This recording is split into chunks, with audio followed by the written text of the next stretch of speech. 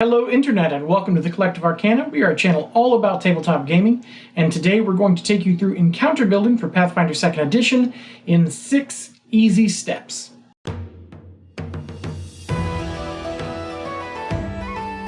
Today we're going to go step by step through building a combat encounter in Pathfinder 2nd Edition, including tricks to make things more interesting and pitfalls to watch out for.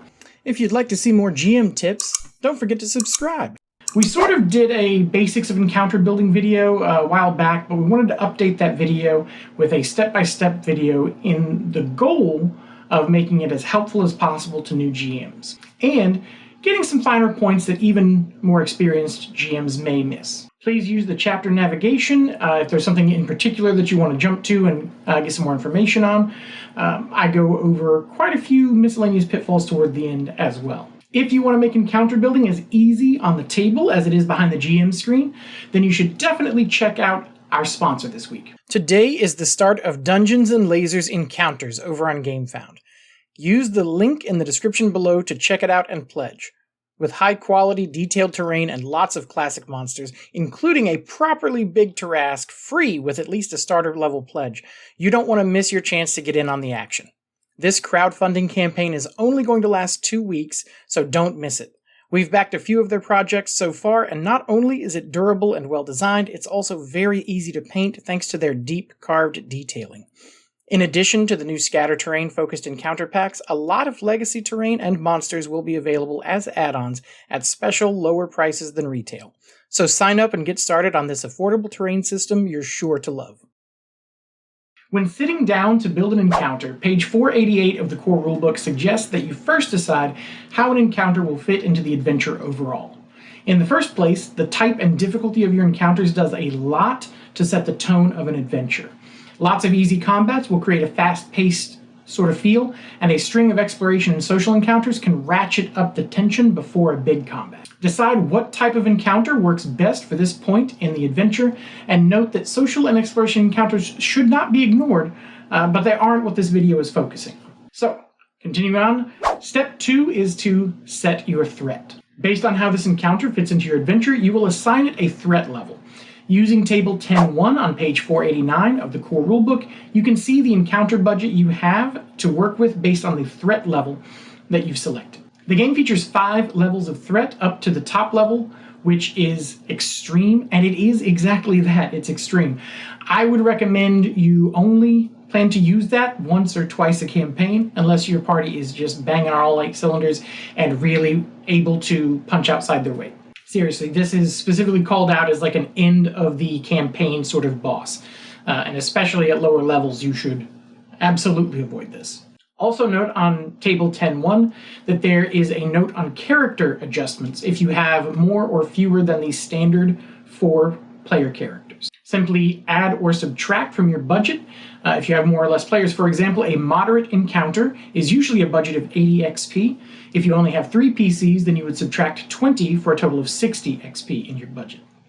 If you have 6 players, you would want to add 40 to the budget and bring it up to 120 XP.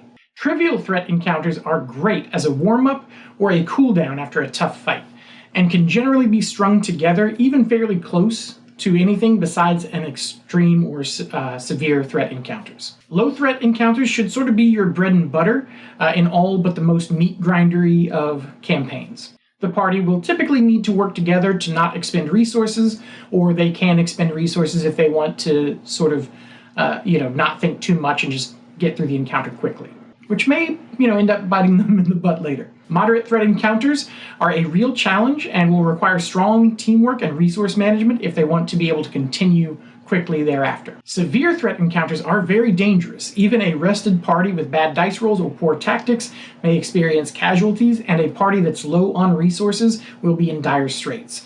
This is a boss fight level encounter. Extreme threats. As I said, these should be used sparingly, if at all, at the end of major arcs or just at the end of the campaign, and possibly not even then. Seriously, this is a real dangerous fight, and even if everything is going great for the party, they're full up on resources, have good tactics and things like that, bad dice rolls will quickly lead to multiple character deaths, possibly even a TPK. So save this for your final boss, or if you just have a really proficient table and they just want to test themselves against the worst that you can send at them. Remember, Pathfinder 2nd Edition assumes your players are relatively healed up between encounters, even in a fast-paced sort of game.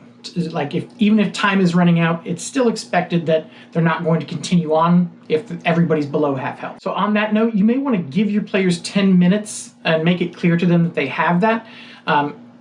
Pretty much any time, unless you really just want them to be completely haggard and in a bad spot when they get to the next room. Step 3. Choose a framework. There's another table in the core rulebook, table 10.2.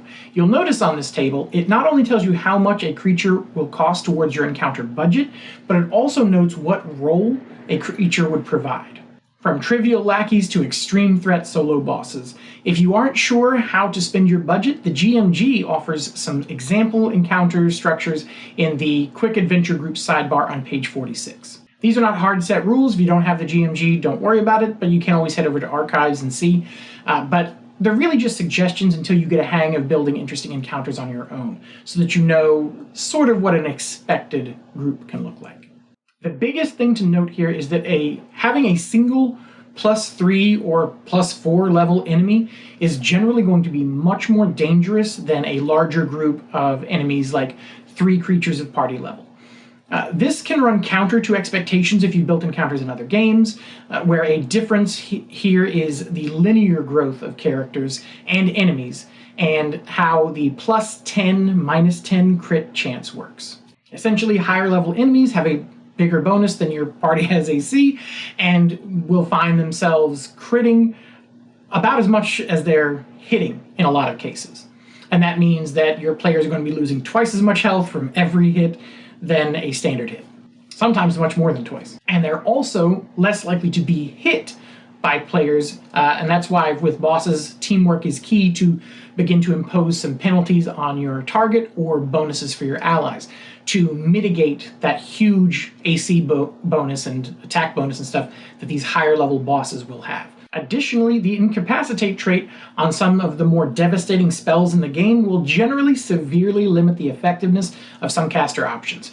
It's not quite as bad as 5e's legendary resistance, where the DM can just wave their hand and nothing happens, but it is something to be aware of, and more often than not, spells with the incapacitate trait used on a boss are going to either have little effect or no effect. And all of those factors work exactly the opposite, in the party's advantage when facing a lot of lower level creatures. And so that's why whenever you are adjusting for more players, or doing a last minute adjustment to the difficulty, boosting a single monster is going to be a lot more dangerous than just adding an additional lackey type character with that budget. Step 4, choose the location. Location is very important. Not only may it dictate the types of enemies the players will encounter, like frost worms shouldn't appear in the desert unless you have a good narrative reason for it.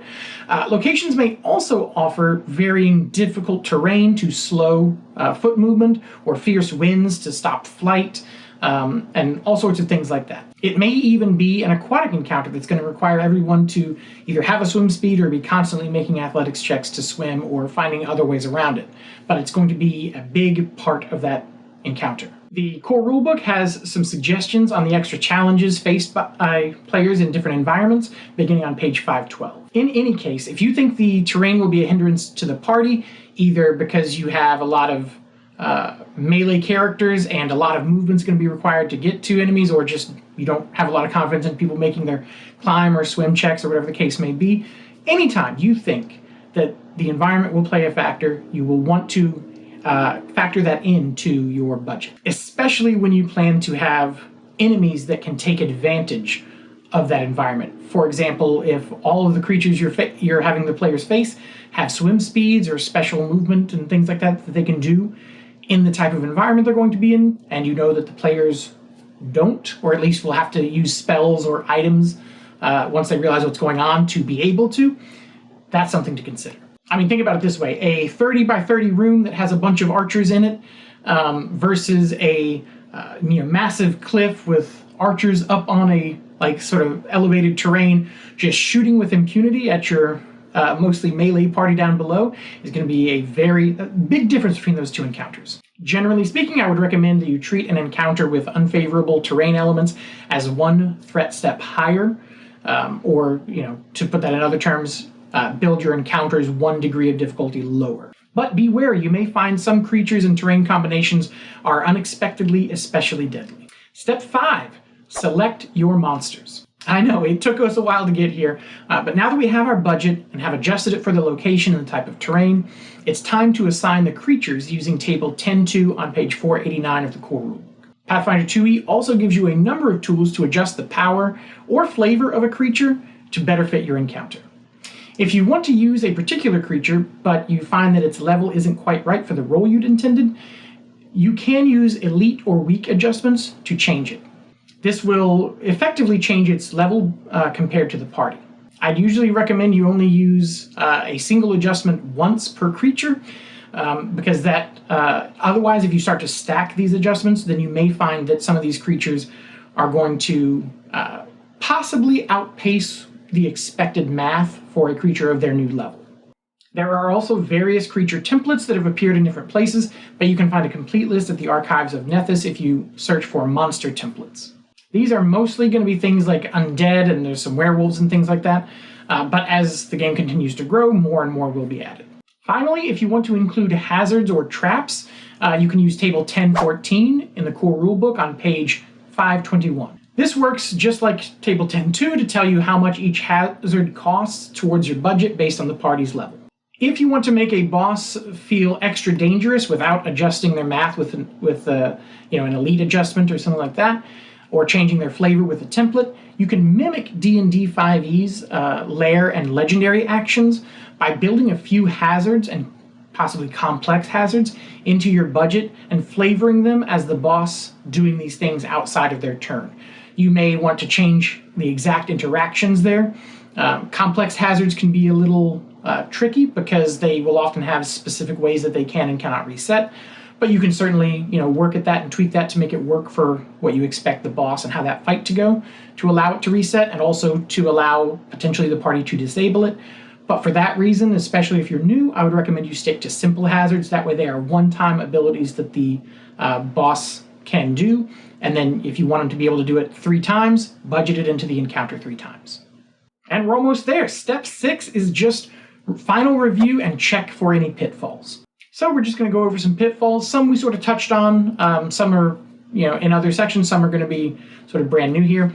But using a larger budget, as I said, if you have a larger party or for whatever reason you're making adjustments, do not think that it will be automatically okay to boost up the boss with an elite adjustment. Instead, consider adding another lackey or, lower level creature. The reason for that, just refer to table 10.2, and you'll see that a creature of party level +3 is considered a severe or extreme threat boss on its own. So even if you have 120 XP to work with because of that 6-player budget that we talked about earlier for a moderate encounter, a party level +3 creature should not be used, as it on its own is considered a severe threat. So, you don't want to use a moderate encounter budget and have something that's a severe threat there. That's going to throw off your math and make that fight be a lot harder than you expected it to. Another thing to watch out for are proficiency bumps. So Pathfinder has a few levels of proficiency that the players will hit based on their class, will determine what raises and how quickly. And this is factored into the monster math as well. So this is going to be most noticeable, in my experience, between levels 5 and 7, and again between levels 11 and 13, but it really just depends on the exact makeup of your class, as well as how often your players are having to wait past the recommended level for certain items and things like that. But generally, these are the 2 biggest problem areas that I've personally noticed, is 5 to 7 and 11 to 13. What you want to do here is you want to be careful if your players are at or below those ranges, and your boss creature is within those ranges or above it. Because these are level ranges where your players are likely getting proficiency boosts to their primary offense and defensive tools, such as weapons or spell attacks at those levels, and they may also be getting extra damage dice on attacks at those levels. As such, your party, level 4, facing a solo boss of 7th level, may have a much harder time than a party of level 7 fighting a creature at level 10, even though both are level +3 solo bosses. And that's just because of the way that those +2 proficiency boosts come in. On the whole, this is not necessarily going to be a big problem. It's something that you can sort of kind of just ignore.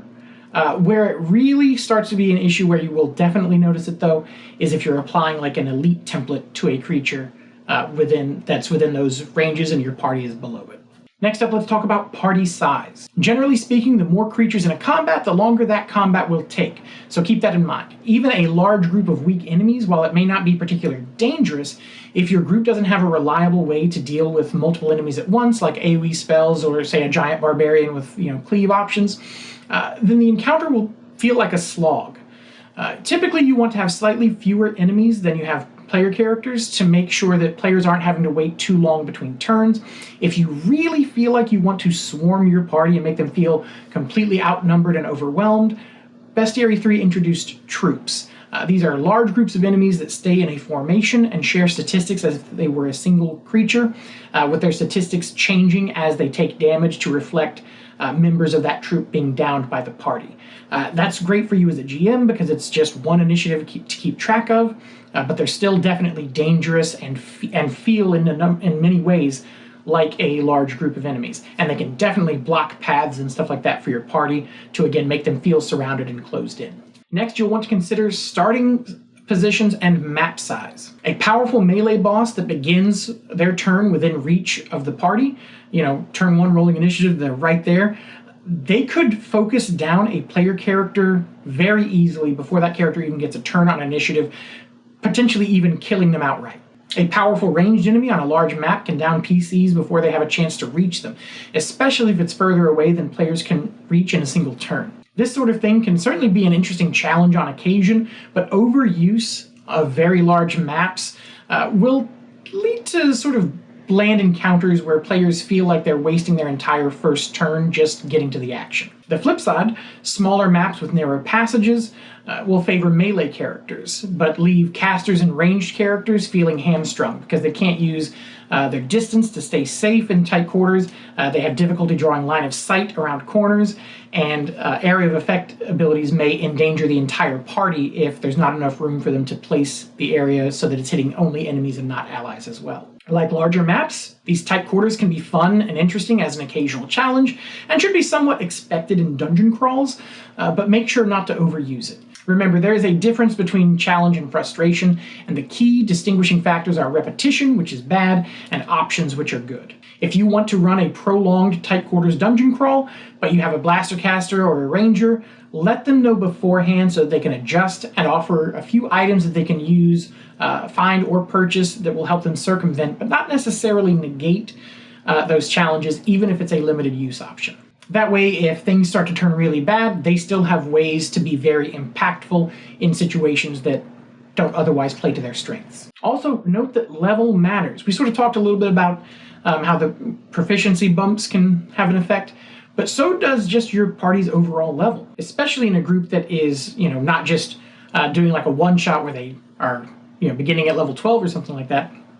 But if they played these characters and this party from low level, as they gain levels, you may find that they are better able to handle level +2 or level +3 creatures than they were at lower levels. This is mostly working as expected, as higher level characters will have both more options from level up feats and items and things, but also more experience and teamwork and system mastery.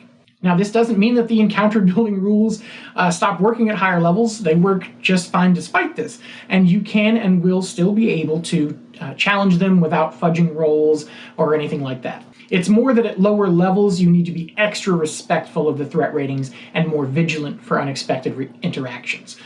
Because, again, as they have fewer tools there, if you make a mistake in building, it's going to be a lot harder for the party to find ways out of a hole that's been dug for them. Versus at higher levels where even if you did something a little, maybe you went 4 points over budget because you really wanted this hazard, there's a better chance than lower levels that they'll have the right combination of tools and experience to make it out. One last thing to note, these steps may not happen in this order. In fact, more often than not, they won't happen in this order. It's much more common to build your encounter around the location you know your players will be, or around a monster that you're really excited to use. I chose this order because I had to pick some order to do this in, and it felt like this was the most holistic approach in terms of, an ideal situation where you're building specifically for the adventure versus one where, you're where your party's going to be, and so you're sort of trying to make something match what's going on.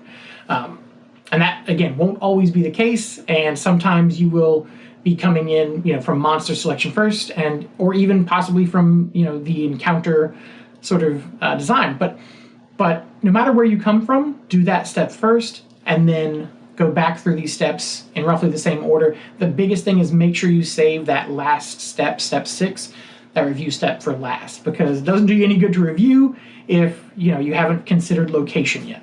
So that's it. Hopefully this is a nice and robust overview of the encounter building rules and step-by-step to help you create one. If you have any questions, come down to the comments. Got a lot of nice folks that will be sure to help out. I'll try to help out if I see it, or come over to our Discord and hang out there, and we'll be happy to answer any questions. As always, thanks so much for watching. We really appreciate it. Welcome to the Collective, and we'll see you next time.